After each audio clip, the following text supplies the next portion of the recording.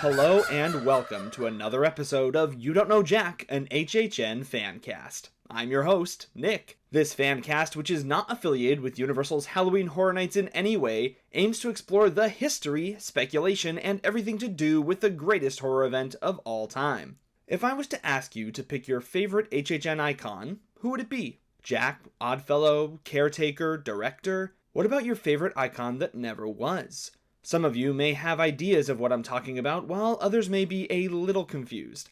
Icon that never was? A version of the event to never exist? On today's episode, we will be covering the icons of Halloween Horror Nights that we never got to see. At least not in their original intended form. Over the years, plans have been made with icons set to debut, but as we will discuss, because of world events or creative disputes, things were altered or scrapped altogether. Luckily, some of them have appeared at the event, expanding the lore, but never got to reach their full, originally intended potential. So let's explore their stories, both intended and realized, as we discuss the lost icons of Halloween Horror Nights.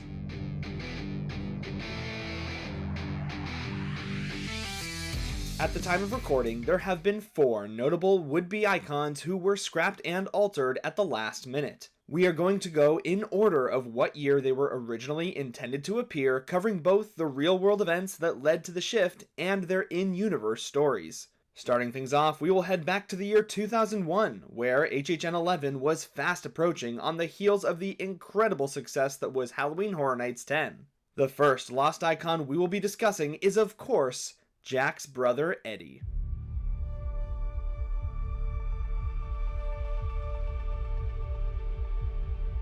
I love Eddie so much that he is the reason I wanted to do this episode. It should be no surprise, seeing as he is the brother of my all-time favorite icon, Jack, who, as we have now officially confirmed, will be returning at Halloween Horror Nights 35 alongside Dr. Rich Oddfellow. But this episode is all about the lost icons, so discussion of Jack and Oddfellow's return will have to wait for another day. So how exactly did this all unfold, and how has Eddie been used since his original conception? Let's talk about it. After the success of introducing the first ever original icon, Jack the Clown, for Halloween Horror Nights 10 in 2000, Universal was looking to double down and introduce a new icon that could usher in an even more intense event than ever before. The result was the chainsaw-wielding brother of Jack, Eddie Schmidt. As we know, Jack was the result of guests filling out surveys for Universal about what they were most afraid of. Clowns was the top answer, which gave us Jack. The second highest answer was being watched. As the event approached, people driving along I-4 could see billboards of eyes staring at them, with the letters I see you written above. Originally, the plan was to have Eddie come in as a rival to Jack, with his catchphrase being "no more clowning around," as he carried a decapitated clown head with him throughout the event. Originally named Eddie Sawyer, after the Sawyer family in Texas Chainsaw Massacre, Eddie was set to take his chainsaw drill team and wage war against Jack, becoming a real threat to the original icon. According to former head of HHN Creative, J. Michael Roddy, Eddie was originally a depraved individual with a deep love of horror movies. His deep lunacy combined with his love for the genre would give him a real edge when designing horror mazes. He was supposed to be more of a real threat based more in the human world as opposed to the supernatural elements that layered Jack's story. He would also use a real instrument, a chainsaw. In line with Jack the previous year, he was planned to be very present throughout the event, appearing as part of the chainsaw drill team as well as having his own house titled Run. However, in the lead up to the event, tragedy struck the US in the form of the 9/11 terrorist attacks. The country was obviously shaken, and the attack would have a major impact on the tourism industry. Halloween Horror Nights was no exception. In the wake of the attacks, Universal put into motion a plan to change everything, renaming most of the houses as well as removing any and all blood and gore from the event. This meant that Eddie's year would be completely toned down, and Eddie's entire story and presence would change. Eddie as a character was seen as too brutal to be the icon of this year's event, as well as his design of the metal mask along with his burns and scarring seeming to resemble a little too closely to those first responders at Ground Zero. So, a last-minute change meant that the theme for the year would shift to Jack is Back, removing Eddie almost completely from the event. Jack the Clown merchandise and advertising was brought in to replace all of the theming around Eddie. Instead of being this extreme threat to Jack, Eddie Sawyer would become Eddie Schmidt, Jack's brother. serving more of a sidekick supporting role and even being removed from his house, Run. While the rewrite of his backstory has allowed for some interesting stories, with Eddie almost always showing up alongside Jack now, it's an interesting thought looking back at the original version of Eddie and what could have been. But now that we have Eddie in his current form, let's dive into his in-universe story.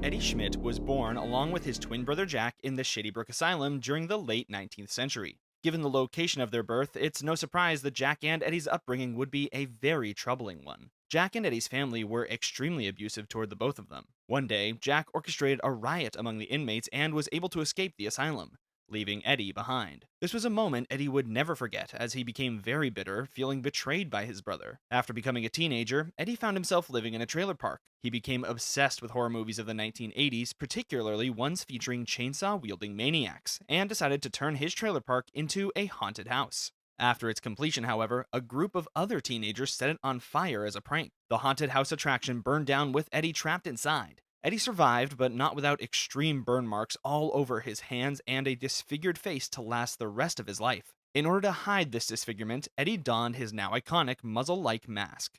To hide his burn scars, Eddie used clown makeup. By the late 20th century, Eddie became a serial killer.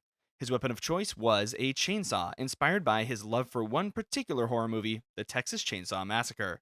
It's even said that Eddie developed an enhanced sense of smell and can detect the scent of any open wound in the room with him, instantly driving him into a killing frenzy, not unlike a shark. He also has an extended lifespan, but its origin is still unknown. In 2000, Jack made a return to the spotlight as a rampaging murderous clown at Universal's Halloween Horror Nights. Eddie learned of this and ended up reuniting with his brother in 2001, when Jack returned to Universal Studios to continue his reign of horror. The brothers had seemingly put their past behind them, as Jack would assist Eddie in running a murderous game show business known as Run. In this, Eddie and his goons would hunt down and murder live contestants as they attempted to escape from various torture devices and chainsaw-wielding maniacs. By December of 2001, Run would be shut down, and Jack would mock Eddie for the failure. Eddie and Jack remained separated for a long time after that. Possibly around 2004, Universal Studios decided to produce a film based on the Halloween Horror Nights incidents titled Horror Nights Nightmares.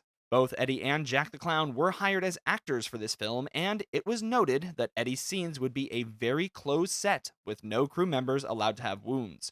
If they did, the crew were instructed to run. On the 13th day of filming, a VIP tour group was allowed onto the closed set. They were attacked by Jack the Clown as well as the other icons on set, including Dr. Albert Kane, the caretaker, and Paolo Ravinsky, the director. It's assumed that Eddie also received his fair share of victims. In 2005, after reuniting with his brother, Eddie would reopen his Run business with the help of Jack. This version, however, was completely different.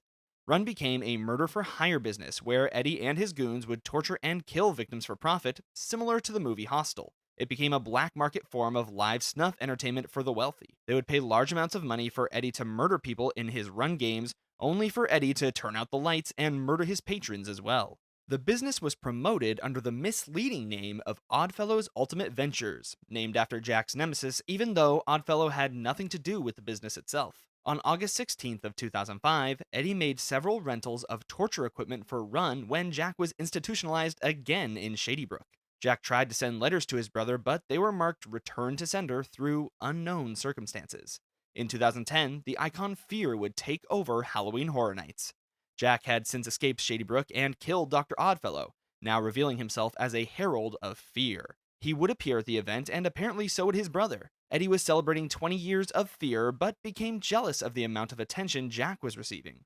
After Jack returned to Fear's lantern, Eddie began to plan his revenge. While Jack appeared again 5 years later at Universal, Eddie was nowhere to be seen. It wouldn't be until 2021 that Eddie would finally make his return and take his revenge. Eddie created a horror film inspired by the Halloween Horror Nights incidents, using real monsters and murderers in the cast and crew. Jack and his partner Chance would appear on his set, seemingly on October 13th. Now that Eddie had begun to share the spotlight, the brothers were reunited and could begin their murderous crusades together once again.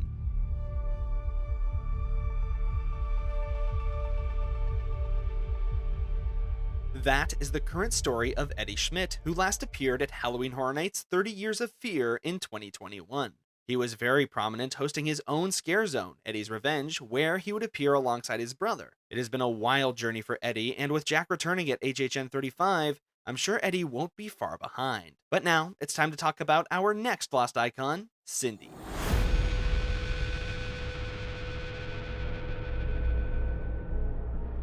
Cindy is another lost icon that is closely tied to a current icon, as she is the daughter of the caretaker, Dr. Albert Kane. But of course, just like with Eddie, that wasn't the plan. In 2002, with Islands of Adventure recently opened, Universal was looking for a way to draw more guests into the new park. The solution? Bring Halloween Horror Nights to Islands of Adventure, creating Islands of Fear. After having Jack for 2 years in a row, Universal was ready to bring a brand new icon into the picture during Islands of Fear. That planned icon was Cindy Bearer, a twisted little girl who had made her way to Islands of Adventure, where each island would be ruled over by her playthings. She came with a full blown backstory just like Jack, but in the lead up to the event, a string of child abductions had taken place across the United States, and higher ups grew cautious of the idea of having a child as a horror icon. Not wanting to look unsympathetic, they decided to go a different direction with a different icon. But this time, instead of creating something completely different, they would look into Cindy's lore and examine her parents to figure out exactly what made Cindy so twisted. The result was a rename and the creation of the caretaker as her father, Paul Bearer, became Dr. Albert Kane. This resulted in a rename for Cindy as well, going from Cindy Bearer to Cindy Kane. The interesting thing is that, unlike Eddie, a lot of Cindy's story didn't really need to change. Instead of scrapping the idea and going a completely different direction, the creative team at Universal used the lore to their advantage, and would instead relegate Cindy to a supporting role and allow the caretaker to become the main focus of the story. Cindy also made many appearances over the years, even being the catalyst for the caretaker's return in 2006. It's very interesting seeing a character like this toe the line of a retcon, but also working within their established story. So, let's dive into what exactly her story would have been back in 2002. Then we will cover the changes that occurred creating the Cindy we know today.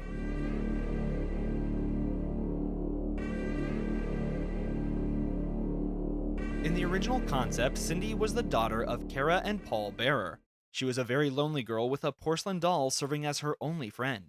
Cindy and her family lived in a funeral home, and Cindy would develop a fascination with the dead, going as far as befriending the very corpses that arrived at the funeral home itself.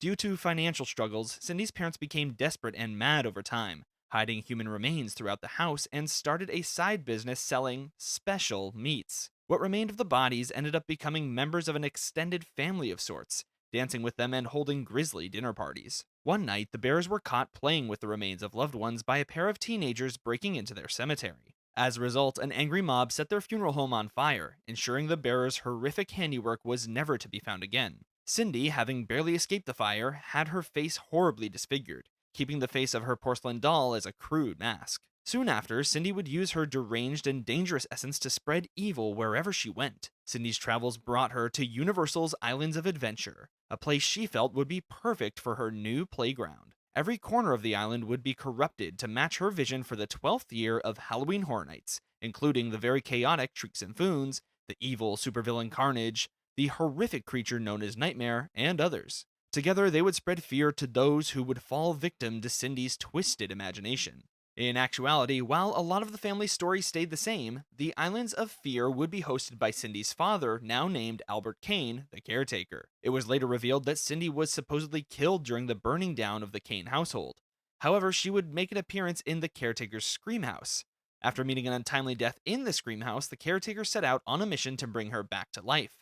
He and his society of followers would perform the Ritual de la Mort, in which a human soul would be sacrificed in order to bring back Cindy from the grave. The Scream House was filled with screams again as Albert Kane and his minions relentlessly killed many victims to make the ritual successful. Alternatively, Cindy would have been kept in the shadows for 19 years since the very first Fright Nights at Universal Studios Florida. She found herself housed in Good Harvest Orphanage, where it was revealed she had supernatural powers of telekinesis, setting the orphanage on fire with her mind and killing everyone else inside. It was also during this time she witnessed the growth of the Halloween tree, a twisted dead oak tree that would contain Halloween's past within its rotting bark. For the 20th year, Cindy would perform a ritual to leave the past 19 years of Halloween Horror Nights in a fiery vengeance.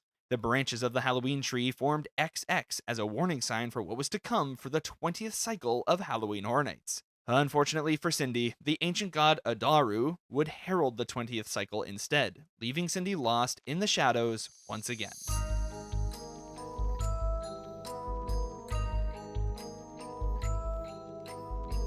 Cindy has really struggled to take the spotlight over the years at HHN. As you can tell, her story has been very convoluted and changed over the years. The important details being that her first real appearance was in Screamhouse Resurrection at Halloween Horror Nights 13, and that she is the daughter of the caretaker. I will even admit to being confused by her death and resurrection, since she is listed as dying during the Kane household being burned down, but also apparently lived in the Scream House and then died and was resurrected. I believe this is due to the fact that she was supposed to be the HHN 13 icon, but the last minute changes pushed her to the side so heavily. She appeared in the house, but it wouldn't be until later that her story would get fully revamped, which I believe is what leads to this inconsistency. There was another attempt to bring back Cindy as the icon for HHN 20, but she would get pushed aside once again in favor of introducing a brand new icon, Fear. Even though she has yet to be a true icon, she has still made many appearances since then, most recently at Halloween Horror Nights 30 inside of the Welcome to Scary Horror in the Heartland house, a house that brought to life the legacy of Cary, Ohio, a city that has made multiple appearances over the years at the event and, honestly, deserves its own History of episode. But that's a story for another time. While it is tragic to see Cindy get pushed aside so many times, it has resulted in an amazing icon with the caretaker and a controversial one with Fear, both of which reshaped the history of Halloween Horror Nights. Maybe one day we will see her take the spotlight and truly be the icon of the season, but for now, she will have to continue to serve as a supporting character in the caretaker's story. The next lost icon we have to talk about is one that I debated even keeping on this list, as her story remained completely unaltered and she still made major appearances at the event she was meant to be the icon of. However, she did end up getting replaced and serving more of a supporting role, which means I felt I had to talk about her no matter how brief or debatable. The next lost icon is the Terror Queen.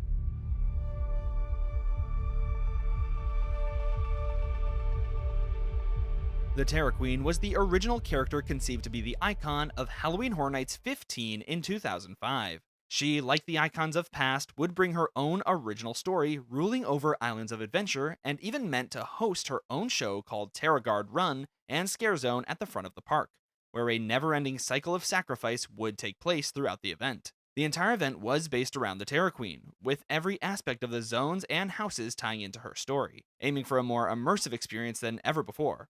So, what happened? Well, during the production of the event, many Universal executives who greenlit the concept had left Universal. The new executives who came in to replace them were not sold on the idea of the Terror Queen. With the extreme attendance boost the park receives from HHN every year, the new executives felt that the Terror Queen simply did not meet expectations.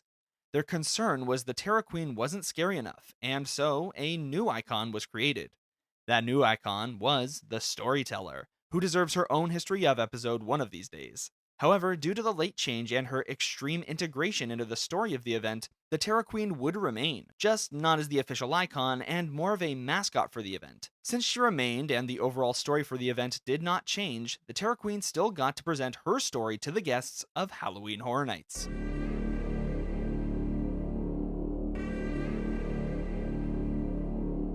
The Terror Queen was cruel and heartless. She couldn't speak, only making hissing, growling, shrieking, and roaring sounds, so her interpreter, Elmouth, was always close by whenever she started the ceremony at the Terra Throne. She ruled over the Terra Cruntus, stalking the land on her monstrous motorcycle and giving out commands to her black guards and other followers. She was always present when the ceremony of blood was going underway, and she concluded every ritual with a sacrifice of pure blood, one of the key ingredients for making a ceremonial dagger for the next ritual. Everyone in Terra Cruntus was forced to worship her and follow her every command. On Halloween night of 2005, the Terror Queen herself would be sacrificed, with the monks proclaiming that she would return in 15 years' time. Before her return, it was revealed that the Terror Queen was a member of the Legions of Horror, alongside her interpreter Elmouth, Eddie Schmidt, and the Storyteller. Due to no event occurring in 2020, it was in 2021, 16 years since her sacrifice, that the Terror Queen would return.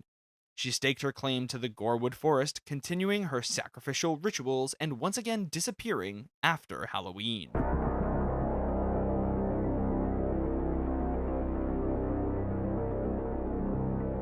At the time of recording, 2021 was the last time we saw the Terra Queen, and yes, that's all the lore there is on her. Somewhat disappointing, I know. Maybe the executives were right to replace her, as it did lead to a fan favorite icon in the Storyteller. However, I am glad that she remained at the event and even made her grand return at HHN 30. She feels more like a niche character for the deep lore fanatics, but she has always brought a sense of brutality and gore along with her. Not to mention an impressive character design. While I do love the Terra Queen, her story is nothing compared to the insane amount of lost lore that comes with our next and final lost icon. The last icon we have to talk about on this episode is another one with extreme ties to icons of the past. Unfortunately, it is a lost icon that was truly scrapped and never reworked into the story of the event, never making more than a static figure appearance and hidden reference in a mobile app. The lost icon I am referring to is Nathaniel Crow.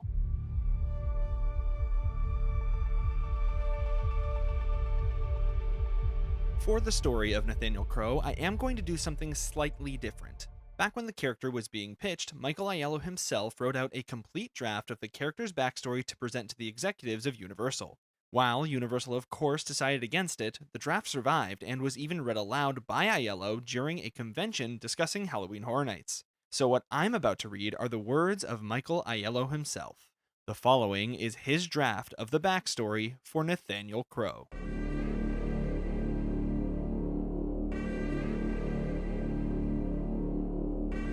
Listen closely, and it can still be heard. Within the wind and the cold, dark tonal notes dance. Inside the fog's memory, maniacal laughter reverberates. Wooden wagon wheels have etched trails into earth leading off towards oblivion. It was here, on this crimson field, where horrors beyond comprehension flourished. But for now, the carnival was gone, but not forgotten. Nathaniel Crow remembered it well. He remembered the day he met that ringmaster.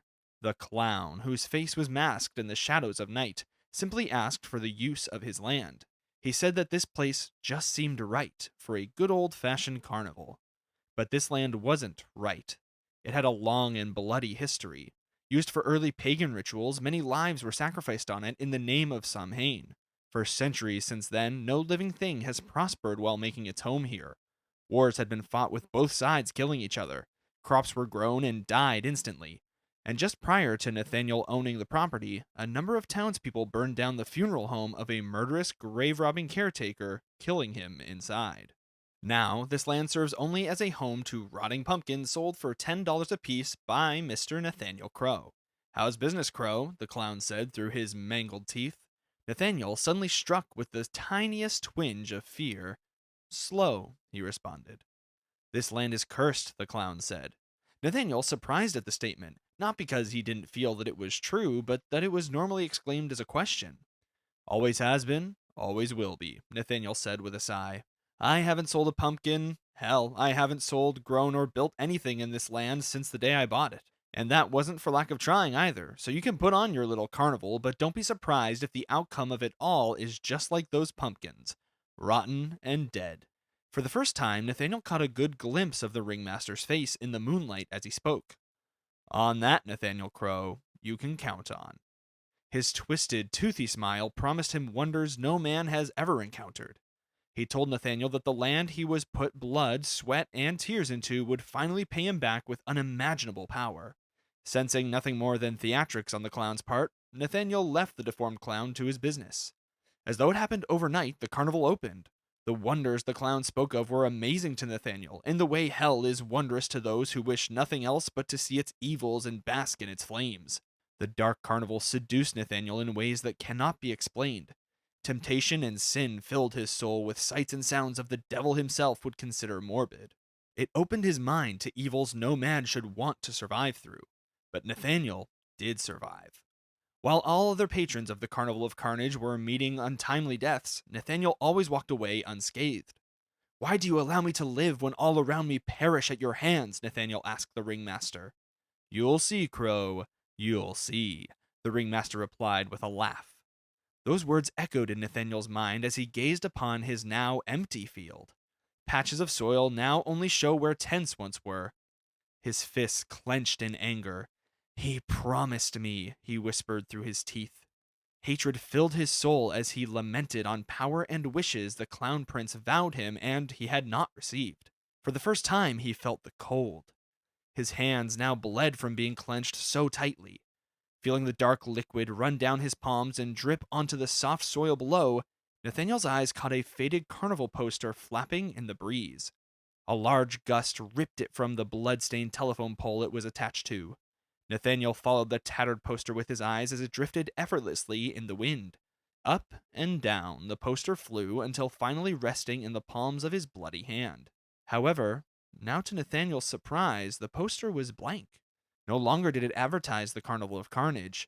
Instead, he noticed his blood soaking into the parchment. Like running down glass, his blood fanned along the paper's fibers, forming letters. Forgotten are the ways of old, tradition's blood black and cold. Up through dirt, roots grow and burst. Evil's return, you'll see what came first.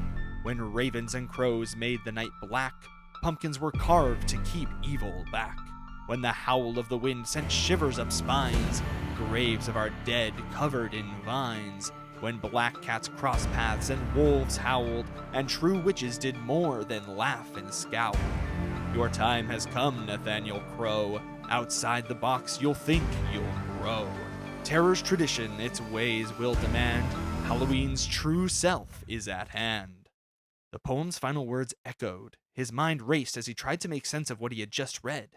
Looking down at the parchment one more time, the letters turned back into liquid and raced back into his palms. Nathaniel's mind raced with visions. Think outside the box. The ringmaster cranks a jack-in-the-box. We are the four. You will be my finest work. A film director lines up his shot. But five we'll become. True tale of terror. An old woman brandishes a pair of scissors.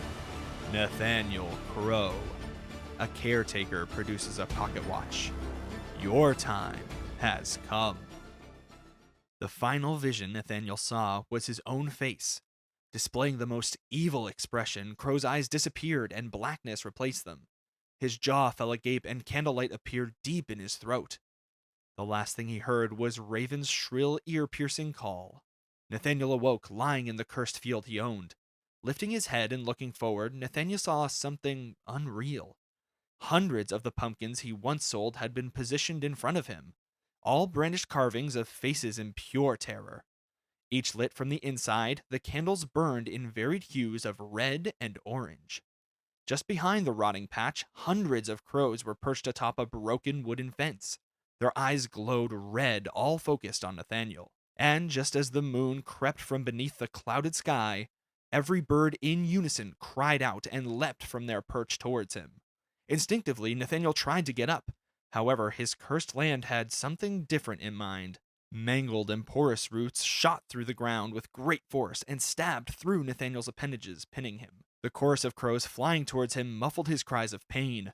Landing on top of Nathaniel, the crows began pecking at his face, at his clothing and flesh. Digging and clawing away, the crows tore deep into Nathaniel. He was being transformed. For every crow that removed a piece of flesh, large or small, another was at the ready to replace it with a piece of rotten pumpkin and straw. Quickly and meticulously, the crows ripped and replaced Nathaniel's body.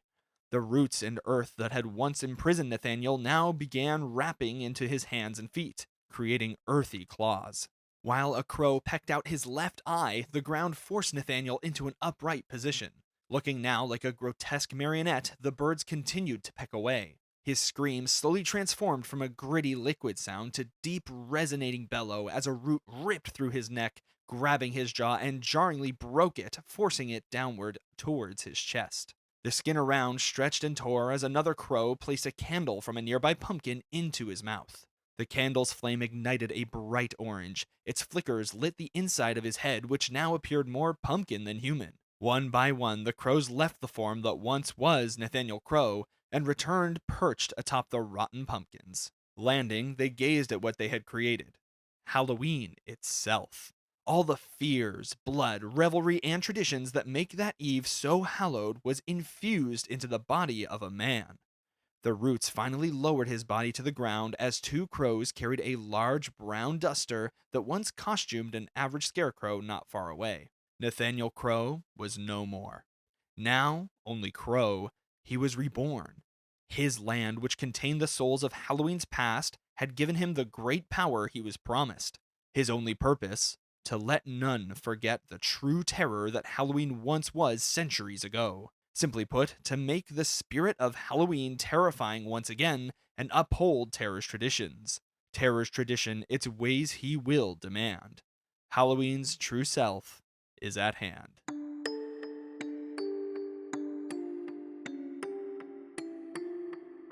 That covers everything there is to know about the lost icons of Halloween Horror Nights.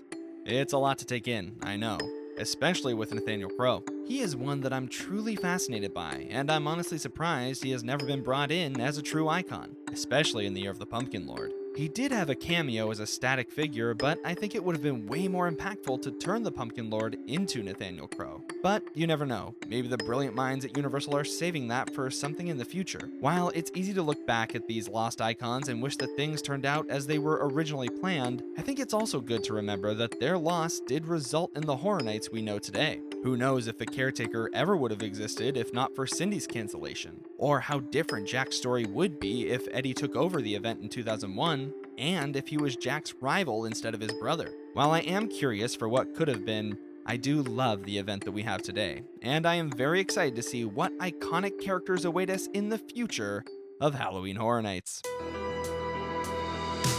Thank you for listening to this episode of You Don't Know Jack, an HHN fancast. This podcast is not affiliated with Universal Orlando Resort or any parent companies. If you enjoyed the journey, feel free to subscribe and leave a review. Until next time, remember that you don't know Jack, never go alone, and I'll see you in the fog.